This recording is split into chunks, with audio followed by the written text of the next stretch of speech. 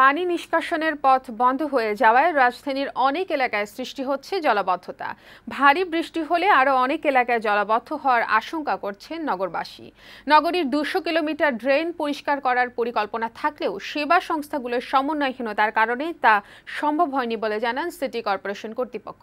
ফলে এ বছর বর্ষা মৌসুমেও দুর্ভোগের শিকার হওয়ার আশঙ্কা রাজধানীবাসীর। পলাশ হোসেনের তোলা ছবিতে ইউসুফ রানার রিপোর্ট। গেল বছর বর্ষা মৌসুমে জলাবদ্ধতায় নাকাল হতে হয়েছিল রাজধানীবাসীকে। এবছর বর্ষা মৌসুমেও প্রচুর বৃষ্টি হওয়ার পূর্বাভাস দিয়েছে আবহাওয়া অফিস। রাজধানীর পানি নিষ্কাশনের জন্য ড্রেন সংস্কার করছে সিটি কর্পোরেশন কর্তৃপক্ষ, কিন্তু বৃষ্টি শুরু হলেও এখনও বিভিন্ন এলাকায় চলছে রাস্তা খোঁড়া। রাজধানীর বনশ্রী এলাকায় শুকনো দিনেও সড়কের এমন অবস্থা। ড্রেন বন্ধ হয়ে যাওয়ায় বৃষ্টির পানি আটকে এই দুর্ভোগের সৃষ্টি। একটু বৃষ্টি হলে মনে হাঁটু পানি হয়। পানি নিষ্কাশন ব্যবস্থা খুবই বাজে অবস্থা। বর্ষা শুরু হলে তো এখানে প্রায় মাছ চাষ করার ব্যবস্থা হয়ে যায়। জলাবদ্ধতা নিরসনের সাথে কেবল সিটি কর্পোরেশন নয়, ওয়াসা, পানি উন্নয়ন বোর্ড, রাজউক সংশ্লিষ্ট।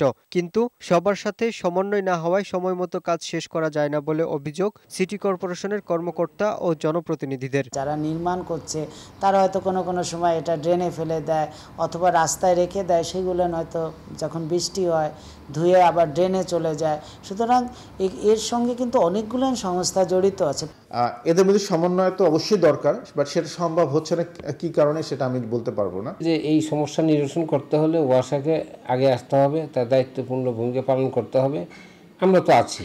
গেল বছরের মতো এ বর্ষায় যাতে বিপর্যয় সৃষ্টি না হয় সেজন্য সব সংস্থাকে সমন্বিতভাবে কার্যকর পদক্ষেপ নেওয়ার আহ্বান জানান নগর পরিকল্পনাবিদ।